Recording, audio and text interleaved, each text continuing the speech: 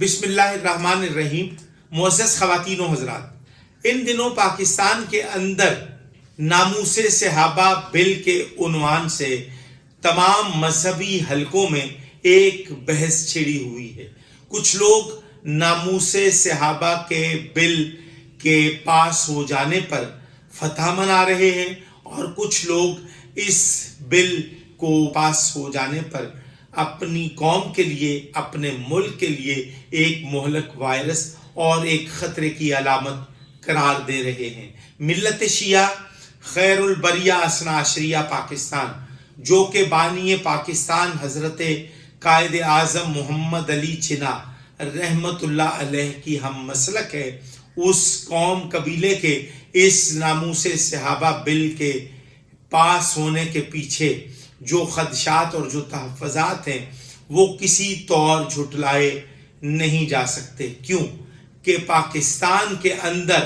مذہبی افراتفری، انتہا پسندی، شدت پسندی اور دہشت گردی جو گزشتہ 4 دہائیوں میں اس مذہبی دہشت گردی نے جو پاکستان اور پاکستانی قوم کا نقصان کیا ہے، ہم نے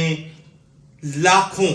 جنازے اٹھا کر طرفین، یعنی کہ ایسا نہیں کہ شیعوں کے، دیگر مذاہب اور مسالک کو بھی جانی نقصان کا سامنا رہا، لیکن یہ طے ہے، حساس ادارے، افواج پاکستان، آرمڈ فورسز سب جانتی ہیں کہ اس دہشت گردی کی لہر کا سب سے زیادہ نقصان ملت شیعہ خیر البریہ اثنا عشریہ پاکستان کو اٹھانا پڑا، اور پاکستانی قوم نے ہمیشہ اس بات کو محسوس کیا۔ امن پسند لوگ، محب وطن پاکستانی، پاکستان میں بسنے والے شیعوں کی مظلومیت میں ان کے ہمیشہ غمگسار اور ان کے ساتھ سوگوار نظر آئے، لیکن دہشت گردوں نے افغانستان کی لڑائی اس سرحد کے پار لڑ کر پاکستان کے داخلی حالات اور پاکستان کے استحکام کو ایک بار پھر سے انہوں نے خطرے کی طرف دھکیلنے کی ناکام کوشش کی ہے۔ ہم سمجھتے ہیں کہ قیام پاکستان کے وقت جن لوگوں نے بانی پاکستان حضرت قائد اعظم محمد علی جناح رحمت اللہ علیہ کو کافر اعظم کہا اور سونی دھرتی پاکستان کو کافرستان کہا، وہ لوگ آج موجود تو نہیں ہیں، آج زندہ تو نہیں ہیں، لیکن ان کی اولادیں آج پاکستان کے اندر پھر سے مذہب کے نام پر دہشت گردی کا بازار گرم کر کے پاکستان کو ایک دفعہ پھر فرقہ واریت کی آگ میں دھکیل کر یہاں پر آگ اور خون کی ہولی کھیلنے کی ناکام کوشش میں مصروف اور مشغول ہیں۔ لیکن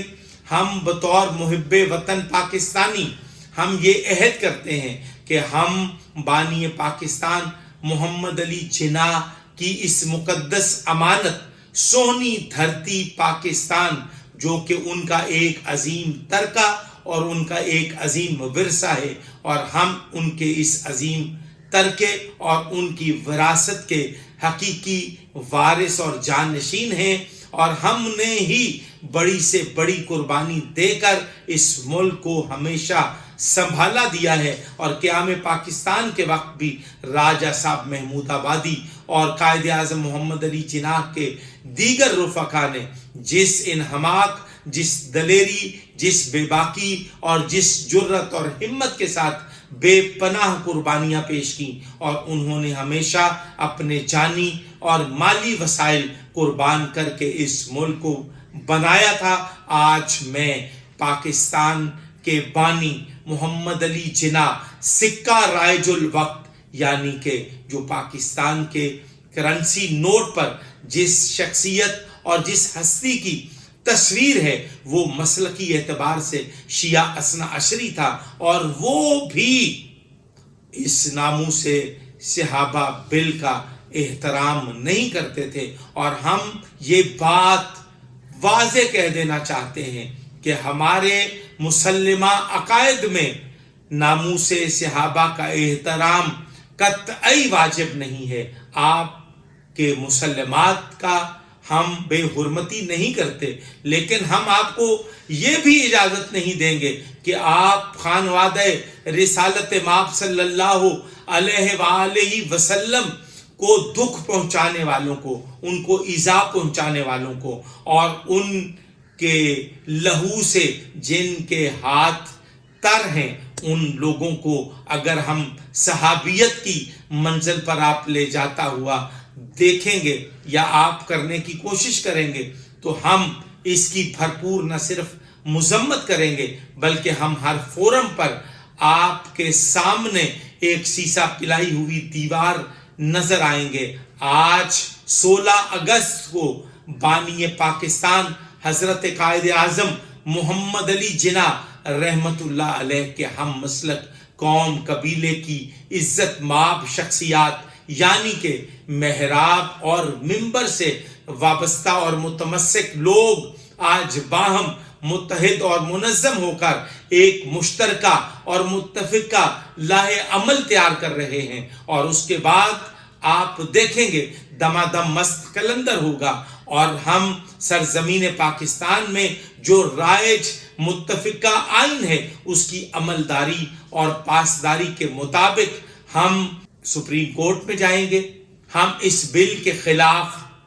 وہ کام کریں گے، وہ آئینی راستہ اختیار کریں گے جو ہمارا بنیادی حق ہے، جو بانی پاکستان قائد اعظم محمد علی جناح نے پاکستان کی پہلی دستور ساز اسمبلی میں خطاب کے دوران پاکستان میں بسنے والے ہر شخص کو اس کے بنیادی حقوق واضح کر دیے تھے، اور انہوں نے پاکستان میں بسنے والے مختلف مذہب اور رنگ، نسل، قوم، قبیلوں کے لوگوں کو جو ان کے بنیادی حقوق دے کر ان کو بھارت سے پاکستان ہجرت پر آمادہ کیا تھا، ہم اسی دستور، اسی آئین کی بالادستی چاہتے ہیں، اور ہم اسی آئین کی، اسی نعرے کی اور اسی قائد کے فرمان کی عملداری کو یقینی بنا کر دم لیں گے، کیونکہ ہم یہ بات بتا دینا چاہتے ہیں یہ ملک ہمارا تھا، ہمارا ہے، ہم ہی اس کے پاسبان ہیں، ہم ہی اس کے محافظ ہیں، اور ہم ہی اس کو بنانے والے ہیں، اور الحمدللہ ہم ہی اس کو بچانے والے ہیں. افواج پاکستان، آرمڈ فورسز، حساس اداروں کو چاہیے کہ وہ محبان وطن اور دہشت گردوں کے درمیان جب لکیر کھینچیں تو اس میں کسی قسم کی رعایت یا نرمی سے کام نہ لیں، بلکہ وہ اپنے منصب کے ساتھ دیانتداری سے فرض کی ادائیگی کرتے ہوئے پاکستان میں بسنے والے دہشت گردوں اور محب وطن پاکستانیوں میں ایک واضح فرق محسوس کریں. السلام علیکم ورحمۃ اللہ وبرکاتہ.